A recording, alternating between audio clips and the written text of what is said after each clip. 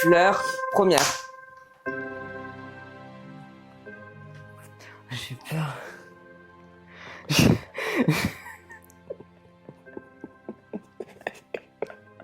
Mais parce que je l'ai mis en ne pas déranger, mais c'est quand les gens ils t'appellent plusieurs fois. Ah. Mais c'est bon. Non, mais je vais me mettre en hors ligne. Mode avion. Ouais, mode avion. Bienvenue sur Rob Story avec Fleur. Est-ce que tu peux me dire qui tu es? Donc, je suis Fleur Guaridovignon. J'ai 29 ans. Je suis d'origine de Lyon, mais maintenant j'habite à Paris. Okay. Et je suis danseuse de cabaret.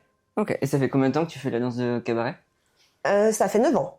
J'ai commencé à 21 ans. J'ai commencé avec à Shanghai, dans un cabaret à Shanghai. Pourquoi t'es allée à Shanghai? Pourquoi pas parce que j'ai passé une audition pour un cabaret à Shanghai, ils m'ont prise. Et on était 50 artistes internationaux, tous sauf chinois. Ils voulaient des artistes type européens. Parce que le cabaret, c'est une origine européenne en fait. Parisien, ouais, voilà, c'est vraiment Paris. D'ailleurs, j'étais la seule française. Mais le French Cancan, par exemple, c'est typiquement parisien. Le Moulin Rouge, le Lido, le Crisior, c'est vraiment des enseignes typiques de Paris et de la France, on va dire, parisienne. Donc quand on dit cabaret, c'est sûr qu'on imagine des grandes filles, tu vois, enfin, certains stéréotypes en fait à avoir. Et donc du coup, ils ont recruté 50 danseurs. Donc de plein de nationalités différentes. C'était mon premier contrat. Donc à Shanghai, il y avait ukrainien, russe, espagnol, italien, du Paraguay, du Brésil, vraiment de partout. Donc c'était vraiment une belle expérience enrichissante. Du coup, je suis restée, il me semble, 8 mois, je crois, 8 ou 9 mois. C'était première expérience à 20, 21 ans, tu pars... Tu parles chinois, du coup? Je sais juste te dire, je ne comprends pas en chinois. Parce que vu que, du coup, on était 50 danseurs, on restait tout le temps ensemble, en fait. On travaillait 7 jours sur 8. Non, 6 jours sur 7. Il y a combien 7 jours sur 7. 6 jours sur 7, du coup, parce que j'avais un jour de repos. J'avais le droit au jour de repos? Oui, on avait... Ouais. Wow. On n'avait pas trop au portable pendant les répétitions. Si on regardait le portable, on avait sur notre salaire, on avait genre 2 € en moins. Et du coup, tu pars souvent à l'étranger ou tu fais que des contrats internationaux? Non, j'ai fait beaucoup d'étrangers. J'ai fait après les croisières avec Ponant. Pareil, on a fait toute la Méditerranée. On est parti des Seychelles. Et on a fait la traversée en fait sans passagers parce que c'était trop dangereux. Mais ils nous mettent quand même dans le bateau parce que genre vers l'Afrique, le cap, je crois que c'est le cap. Le Cap Ferret, Cap d'Agde. Le Cap d'Agde. Cap de Bonne-Espérance, je crois que c'est. C'est ça. Attends, et du coup, il y a quoi au Cap de Bonne-Espérance? En fait, non, mais ici, du coup, on a fait en bateau, mais sans passagers. On a fait tac, tac, tac. Et en fait, on prend pas de passagers parce que ici, il y avait beaucoup de pirates. Et il y a déjà eu des attaques de bateaux. On a fait Seychelles-Aqaba en bateau. Et du coup, là où le Cap de Bonne-Espérance, dans l'Afrique du Sud, où on traverse, c'est là où il y a des pirates. Et on avait du coup les forces de l'ordre avec nous, genre l'armée avec nous, sur le bateau. Et on s'est fait attaquer. Genre, on était en train de répéter, parce que du coup, nous, les danseurs, on répétait pendant ce temps de mer. Et on entendait des boum, boum, attaque et tout, l'armée et tout. On s'est fait attaquer. Ils sont pas pu rentrer, mais ils ont voulu rentrer, en fait. On s'est fait attaquer. Mais, Et c'était en quelle année, ça? Les bateaux 2019. Là, j'ai. Mais nous, on s'est connus. La Chine, 2018. Là, regarde, c'est Cinémate, ça. 2017. 2017. Et ouais, c'est 2017. Donc j'étais comme ça. 2017. Cinémade, qui était un festival lyonnais où entre chaque DJ set, il y avait une scénette d'un film connu et c'était incroyable. C'est vrai que c'était cool. C'était vraiment c'était à la Sucrière. Et Transbo, après ils ont fait dans plein d'endroits, mais moi du coup je faisais la photo et Fleur faisait la danse. Et en fait c'est comme ça qu'on s'est rencontrés. C'est comme ça qu'on s'est connus, Et non, mais on s'est tout de suite bien aimés. On s'est beaucoup charriés. On s'est beaucoup foutu de la gueule de l'autre sans se connaître. Et je me rappelle par contre, Je sais pas pourquoi tu m'as invité boire un verre chez toi. C'était pourquoi? C'était avant la Crète? Oui. Ah non, parce qu'on devait se voir depuis... En fait, on se voyait toujours au Cinémaïd, mais on se voyait jamais hors. Parce qu'après, je suis partie en Chine, je suis partie sur les bateaux. C'est ça. Il y a eu le Covid. Hein? Et après le Covid, tu m'as dit, ah bah viens, on boit un verre. Et je pense que le canapé... Le canapé était de l'autre sens. C'était pas ce canapé-là, c'était un autre canapé. Ouais. Qui était tout pourri. Ouais. Et genre, je viens chez toi et genre, j'ai la réponse de, ah, vous partez en Crète. Trop bien. Du coup, on était en mode... je porte chance. J'ai parté chance. Après, du coup, je suis partie en Crète. Donc, du coup, j'ai fait d'abord toute la Méditerranée, du coup, avec les bateaux. Espagne, Italie, Croatie, Turquie, Grèce, Chypre, Mykonos, enfin, tout ça, quoi. Mais après, donc, du coup, je suis partie en Crète pour danser dans un hôtel 5 étoiles. Je suis rentrée... Malade.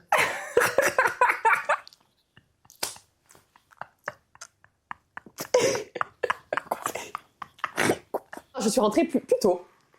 Oui. On se rappelle, parce que les conditions étaient pas ouf, en fait, parce qu'on était dans les conditions, en fait, du genre de... Comme si j'étais grecque. Donc le salaire n'était pas ouf. Et avant, j'étais logée dans l'hôtel 5 étoiles. Donc j'étais bien. Et ils ont commencé à vouloir me faire bouger. Je leur ai dit, je bouge pas. Donc ils ont prolongé, parce qu'ils ont bien capté que j'allais partir. Jusqu'au jour où l'hôtel était complet. Ils m'ont dit, il faut que tu bouges. Et là, ils m'ont mis... Enfin, Tony, ma mère! Hein, Tony! J'ai dit, je ne reste pas là. J'ai pris mes bagages et je suis partie. Je suis rentrée à Lyon en juillet. Et après, j'ai fait la Folie Douce. La Folie Douce, Chamonix, de novembre à juin. Pareil, je crois 8 mois, un truc comme ça. Ah ouais, donc tu fais des grosses saisons. Ouais, mais maintenant, j'arrête les grosses saisons. Pourquoi? Ah, c'est fatigant. Je vais être chez moi. Enfin, je dis ça, je suis jamais chez moi. Mais... Alors, attends. Elle est partie de Lyon pour avoir un appart. T'avais un appart sur Lyon avant? Non, t'avais pas de Mon appart, c'était ton appart. C'est vrai. Elle partait du coup. Elle a pris un appart sur Paris. Elle n'est jamais sur Paris. Jamais. Oui, je suis fatiguée. Il faut savoir que je rentre de saison aussi, ça va. Hein. Vas-y, attends, on va partir de la photo parce qu'à la base, le format... Ah oui, mais... J'ai fait cette photographie dans ma cage d'escalier il y a quelques années. Évite de faire ce genre de bruit. Le montage. Il y a quelques années, j'ai fait cette photo dans la cage d'escalier. Et pourquoi tu as choisi? Parce que du coup, on a fait beaucoup de photos. Et qu'est-ce qui te plaît? Déjà, décris l'image pour les gens qui n'ont pas l'image sous leurs yeux. Bah, en gros, c'est moi dans une cage d'escalier en noir et blanc. Bah, je suis make-upée, je suis coiffée un peu comme au cabaret. Et je souris. Rare photo où je souris d'ailleurs. C'est vrai. C'est pour ça que je l'ai choisie parce que je souris pas souvent sur les photos. Et je la trouve très stylée parce qu'en vrai, je fais très lumineuse dessus. Et là, le sourire de la showgirl. Non, okay. C'est toujours le cabaret. Du coup, je fais toujours cabaret, orchestre sur Paris et Lyon, du coup. Donc, dans Paris et Lyon. Et aussi, maintenant, je suis dans un cabaret itinérant en Bretagne. Donc voilà, j'ai toujours mes deux principales compagnies, si je veux dire. Donc, une à Lyon et une à Paris. Et du coup, d'ailleurs, en plus, en ce moment, à Lyon, on a une nouvelle résidence dans un restaurant festif. Donc, dans un restaurant festif, donc c'est cool. Et à Paris, pareil, j'ai toujours en cabaret des dates. Tu les trouves comment, tes contrats? C'est qu'on te contacte ou c'est tu rentres dans une compagnie. Et après, c'est des compagnies itinérantes. Et après, elle a des dates, elle te propose. En fait, elle t'envoie. Est-ce que t'es disponible? Temps. Est-ce que t'es disponible là? Est-ce que t'es disponible là? Tu dis oui, non. C'est toi qui gères. En fait, tu peux refuser. Si t'as envie, tu peux refuser. Mais dans le milieu, quand tu commences à refuser trop, on te rappelle plus. Il y a beaucoup de demandes, mais pas non plus beaucoup d'offres, tu vois. Ouais, c'est un milieu qui est très bouché. Ouais, surtout maintenant. Je pense que du coup, les gens dansent de plus en plus. En plus, avec TikTok, tu vois, avec les réseaux sociaux, on a l'impression que tout le monde peut danser. Et que du coup, tu te dis c'est accessible à tous, que tu as même des gens, je pense, qui n'ont même pas eu de formation vraiment, de vraie formation. Ouais. Mais qui se disent danseurs, entre guillemets, parce qu'ils dansent sur TikTok, ils font des likes sur TikTok. Tu vois. Et donc, du coup, ils se disent, c'est bon, je suis danseur, je fais des likes sur TikTok, enfin, tu vois, ça marche. Et donc, après, ils se présentent en audition, et j'ai vu en audition des katas. Parce que, en fait, tu n'as pas la technique, parce que ta vidéo TikTok, pour faire 1 minute, tu mets 3 heures à la faire et à la refaire. En audition, on te montre la choré 2 fois, il y a 100 personnes dans la salle, donc tu vois les 3/4, et tu passes direct. Sauf qu'il y a une vraie technique derrière, et il y en a plein qui n'ont pas de technique, et qui n'ont pas la musicalité, et qui n'ont pas tout ça, en fait, et qui se disent danseurs, mais que du coup, en fait, tu vois, les auditions ouvertes, où il n'y a pas de présélection sur CV, parce que ça existe, parce qu'ils aiment bien faire ça, parce que ça ramène plein de monde en général, donc c'est bien pour tout ce qui est médias, etc. Genre, tu vois, l'audition, je sais pas si t'as vu ou pas, le roi... Le roi lion? Non, le roi soleil. Le roi soleil, c'est avec Kamel Wally. Ouais, mais ça c'est vieux, ça. Comment? Oui, mais il a refait. Ah, ok. Et il a donné un avis d'audition, tu vois, à Paris, donc genre, je sais plus quand c'était, je sais plus, je crois en février, mars, je sais plus. À Paris, il a dit 9h, danseurs, danseuses, venez à 9h. T'aurais pu venir, parce qu'il n'y avait pas de présélection sur CV. Et en fait, Kamel Wally, tu vois, c'est quand même un grand chorégraphe. Le Roi Soleil, c'est la comédie musicale, c'est vraiment énorme, tu vois. Donc t'as des gens qui venaient d'Espagne, d'Italie, enfin t'as vraiment des gens de toute l'Europe qui est venue. Et en fait, à 9h, si tu t'es pointé à 9h, la queue, c'est toute la rue, c'est même que c'est toute la rue, c'est qu'en fait, il y a des gens qui se sont pointés à 9h, qui sont passés à 16h pour un poste. Ils savaient déjà qui ils prenaient, mais c'est juste parce qu'il a fait venir M6, TF1 pour les reportages, tu sais, genre... Ah oui, et tu m'avais expliqué que généralement, les grosses sociétés, enfin les grosses prods cherchent une tournée, en fait, ils ont déjà leur... Oui, en général, tu vois, c'est les copains des copains, enfin, ils savent déjà qui prennent, c'est juste pour faire de la pub. Et pour montrer, regarder comme on est intéressant, comment tous les danseurs veulent travailler avec nous, etc. On est plus sur de la pub, en fait, que plus sur une recherche. Déjà, dis-le, en fait, ou présélectionne. Parce que du coup, là, t'avais de tout, je veux dire, t'avais de tous les danseurs, du hip-hop, du urbain, du classique, t'avais vraiment de tout, tu vois. Et tu sais, quand t'es chorégraphe, tu sais dans quelle direction artistique tu veux emmener le truc, tu sais ce qui te manque comme danseur, tu sais, fais pas déplacer, en fait, des gens qui payent des billets d'avion. Parce que c'est pas remboursable. Ils remboursent pas. L'hôtel. Enfin, tu vois, une audition, elle peut te coûter 400 balles, quoi. Pour passer 2 minutes, en fait. Et même pas, ou des fois, enfin, genre, t'attends dans le froid. En plus, il pleuvait, ce jour-là. Il pleuvait, c'était l'horreur, apparemment. L'horreur. Je trouve ça un peu abusé, tu vois, ce truc de casting où, tu sais ce que tu cherches et tu fais venir, tu fais déplacer des gens, alors que tu sais qu'ils ont aucune chance. En gros, il fallait envoyer le CV. Ils te disaient oui ou non. Et après, en fait, ils se sont fait des créneaux. Donc, de 9h à 10h, c'était le premier groupe de 10h. Ça, c'est bien au moins. Parce que t'attends pas. Donc, t'arrives et en fait, t'es déjà en groupe de 10. Ou de 15, tu vois. Ouais, mais t'arrives pas avec 300 même, personnes. genre, va faire une sélection dans ce brouhaha. Enfin, genre... mais c'est ce que je te dis, en général. C'est chercher une épine, c'est quoi, une épine dans une botte de foin? Une aiguille dans la boîte de foin. Une épine. Non, mais c'est ce que je dis. En fait, quand on voit toute la journée, quand tu vois 300 personnes, à la fin, à 18h, t'en peux tellement plus. Enfin, tu peux plus de la choré, tu peux plus. Donc, ils savent qui prenaient, c'est obligé. On a parlé des castings et tout. Et comment ça se passe quand tu prépares une choré, une représentation? Comment ça fonctionne? Ok, donc en fait, maintenant, en général, donc tu as un show à apprendre en général. Et en fait, ils te l'envoient sur vidéo. À apprendre. Les chorés. Donc, plus ou moins bien fait. Parce que des fois, on voit des vidéos...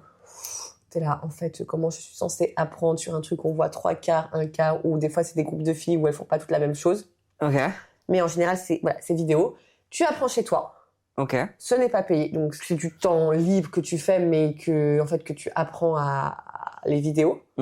Toute seule. Et quand même, en général, avant chaque représentation, on a une répétition. Alors, ça dépend après des compagnies. Des fois, c'est le matin même. Ou des fois, on prend une journée à part. En général, elle n'est pas payée, cette répétition. Et ça dure combien de temps, la répétition? Ça dépend.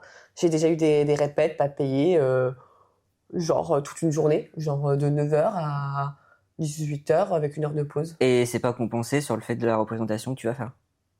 Non, c'est... C'est pas mieux payé, quoi? Non.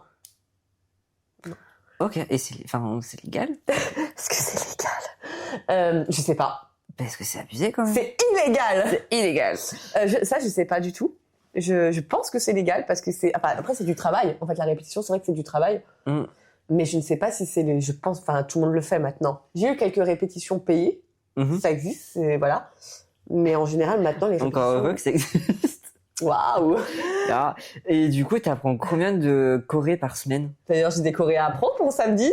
Tu vois, j'ai 2 compagnies et en général, après, on répète les mêmes chorés. Ça veut dire qu'en fait, il y a genre 20 chorés. Et après, on tourne les 20 chorés. Donc, une fois que tu as appris les 20 chorés, c'est de l'investissement au début. Ça veut dire que c'est chiant, tu galères. C'est du temps. Mais une fois que tu as les 20 chorés, elles tournent toujours. Bon, des fois, tu as des nouvelles chorés qui apparaissent, donc faut apprendre la nouvelle choré. Mais après, ça tourne et tu as juste à les répéter et à les revoir et non, c'est fait. Ok. Donc voilà, c'est juste un investissement en fait au début de la compagnie. Mais en général, après, ça roule et t'as plus qu'à les revoir quelques détails. Et des fois, t'as quand même des nouvelles chorés. Mais c'est quand même, quand tu connais le style de la compagnie, une fois que tu l'as chopé, c'est plus facile à capter. Ah bah, je le vois quand tu es souvent à l'appart, quand tu apprenais vite. Moi, j'étais en mode, wow. 1, 2, 3, ok, je l'ai. 1, 2, 3, ah oui, c'est bon, 1, 2, 3. Non, et on ne dira pas les moyens mnémotechniques. Moi, je me rappelle juste de la roue du French Conquer. Je ne sais pas faire de roue, je vais appris à faire la roue. J'avais peur d'avoir la tête en bas. Pousse les meubles. Plus t'apprends sur vidéo, plus tu sais apprendre sur vidéo, plus t'apprends vite et plus c'est facile. Mais c'est du temps, c'est de l'investissement, c'est... Donc c'est fatigué.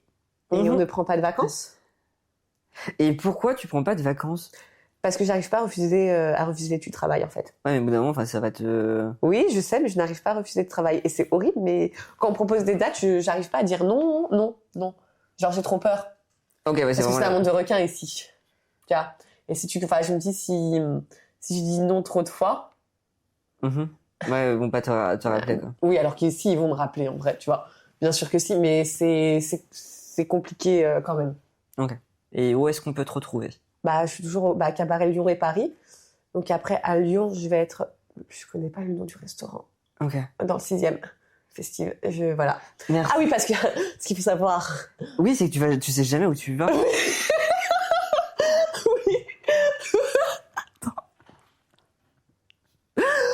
Oh, j'ai chaud. Robin me dit toujours, quand je vais dormir chez lui, il me dit, ah, tu travailles? Ouais, dans quelle ville? Je sais pas. Où ça? Je sais pas. Pourquoi? Je sais pas. Moi, on me prend, on me dépose, je danse, on me redépose.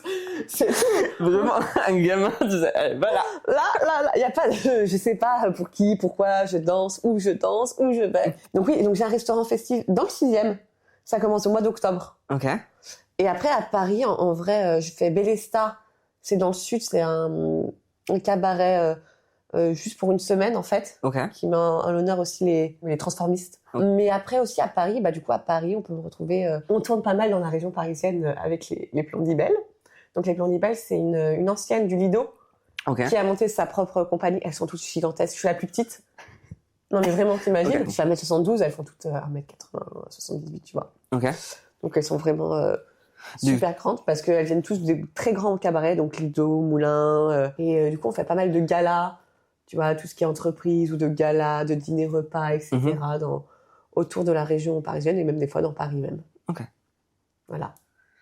Et du coup tu disais tout à l'heure tu travailles avec des transformistes? Oui, j'ai travaillé du coup l'année dernière et cette année j'ai travaillé parce qu'à Bellesta, c'est un cabaret en fait, du coup c'est Norbert. Ok. Qui était du coup le premier transformiste chez Michou. Ok.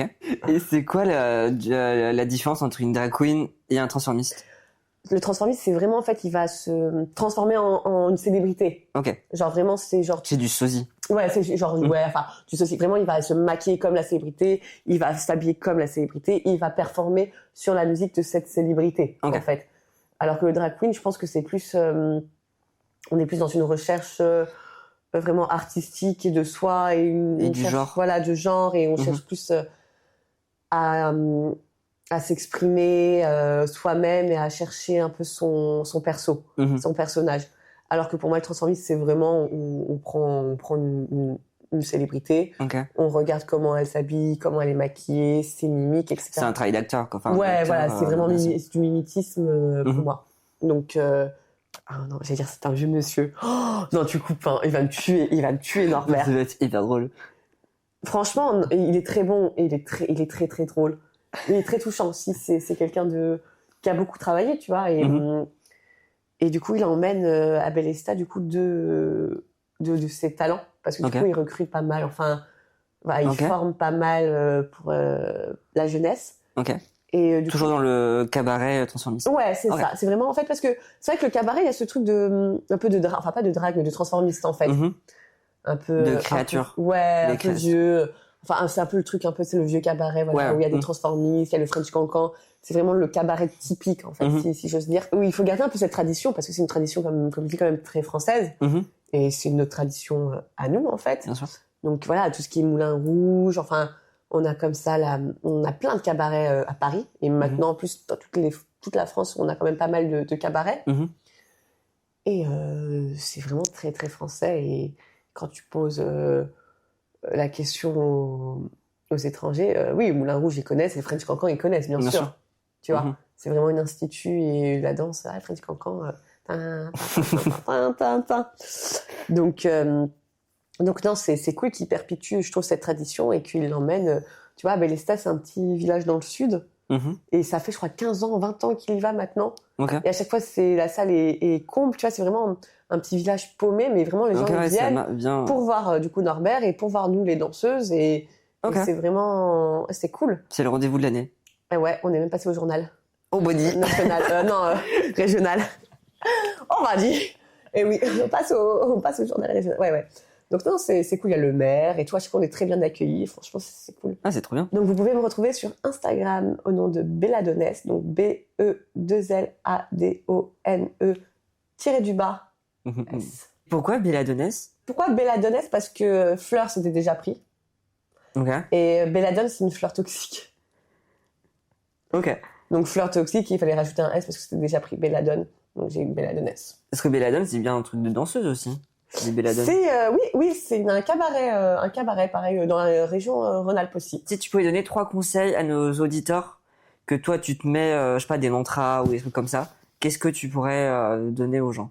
Alors, c'est ok d'aller mal, mais tu pleures une journée et après mon bon, va courir, va faire du sport, je sais pas, mais bouge-toi le cul, mais c'est ok d'aller mal une journée. Mais pas deux. Une journée, tu peux être au fond du trou, tu peux pleurer, tu peux manger de la glace dans ton lit, après bouge ton cul. En fait, et tout ce que t'as pas envie de le faire, faut le faire. En fait, il faut se forcer, et tu verras que quand tu te forceras, tu seras fier de toi, et tu te diras, putain, en fait, ça fait du bien. Des fois, moi, j'ai pas envie d'aller au sport, et je bouge mon gros. Et quand tu finis ta séance de sport, t'es là, ah putain, en fait, ça fait du bien. Des fois, t'as pas envie de faire à manger, ou t'as pas envie de manger, ou t'as envie de commander, tu te dis non, tu fais ton truc, tu fais à manger, et t'es fier. En fait, faut juste pas se laisser engloutir par la flemme, et être aspiré par la... Après, quand t'es en dépression, malheureusement, c'est très compliqué, parce que on peut pas dire à des personnes qui sont dans la dépression, bouge-toi, que c'est compliqué, etc. Dans la vie, ça veut pas dire, il y a toujours pire. Oui, il y a toujours pire. Mais il faut se dire, en fait, faut prendre un peu des fois du recul sur la situation, sur ta situation, et dire, ok, là, j'ai l'impression que c'est la merde, que rien ne va. Mais en fait, si je prends un peu de recul, c'est juste un truc qui fait que là, en ce moment, ça prend beaucoup de place. Mais qu'est-ce que déjà je peux faire en sorte pour que ça aille mieux? Et en fait, c'est pas non plus tout catastrophique, tu vois. Et écouter de la musique. Ok, juste ça.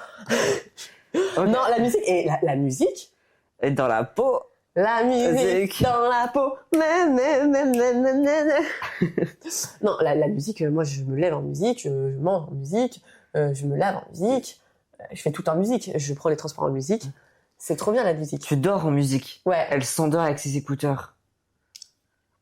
Avec la musique. Mais toi, tu t'endors avec Faites entrer l'accusé. Oui, mais moi, c'est différent. Moi, j'ai des problèmes. Ryan, 29 ans, tué par 20 coups de couteau. Toi, t'es là comme ça. Rendard! Ah, je fais mes meilleures siestes. Ouais. Moi, ça me met dans un mood pour dormir. Et le truc qui est drôle, c'est que je rêve pas de meurtre. Est-ce qu'on heureusement, mais... Est-ce qu'on peut en parler ou pas? Est-ce que je pense pas que en vrai, je pense pas que je sois la seule à m'endormir avec du son. J'en suis sûre qu'il y en a... En fait, je crois qu'il y a 2 teams. Maintenant, moi, je le fais maintenant. Ah, avant, tu le faisais pas? Non. Moi, depuis que je suis toute petite, je fais ça parce qu'en fait, quand j'ai le silence absolu, je réfléchis trop. Et mes pensées, elles tournent, et je remets toute ma vie en question. Mais ça, je le fais plus, ça. Moi, je remets toute ma Avant, quand j'étais, avant que j'aille voir, enfin que j'ai fait de l'EMDR, c'était une horreur pour m'endormir. Et après, genre après la thérapie de l'EMDR, ben j'ai plus du tout ce genre de souci. Et je mets du son parce que du coup, je suis trop concentré s'il y a un petit tac tac. Mais là, vu que les ventilations, ça fait un brouhaha pas possible qu'ils ont installé sur l'Intermarché. Et du coup, je suis obligé en fait de couvrir le son pour pouvoir m'endormir parce que sinon on entend en boucle. C'est bon quoi. Alors que moi, tu vois, faut peut-être que j'essaie le MDR. Ouais, ça serait bien avec les traumas. Avec le trauma. Yeah. Non. Merci beaucoup. De rien. N'hésitez pas à repartager la vidéo et mettre une note sur Spotify. Et je ne sais pas, sur YouTube, ce qu'il y a, mettre des likes, tout ça. Et des bisous, et on se retrouve dans 15 jours. Ciao. Ça va toujours plus. Toujours plus. Bonsoir.